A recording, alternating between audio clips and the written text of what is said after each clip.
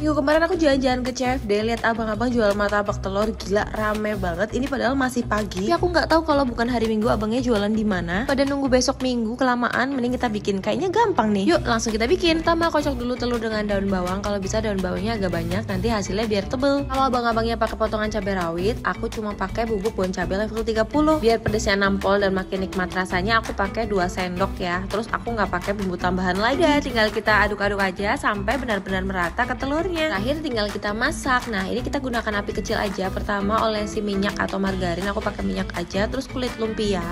Nah tinggal tuangin aja tuh seluruh adonan telurnya. Kalau udah merata kita tinggal tutup lagi dengan kulit lumpia. Pinggir-pinggirnya dikasih minyak goreng. Nah kita intip-intip, kalau udah kering tinggal dibalik. Bisa juga nih mirip sama yang dijual-jual nih. Biar makin mirip aku bakal lipat kayak gini. Dan udah jadi. Ini bisa jadi ide jualan kalau di bazar loh. Beneran ini pasti laris manis.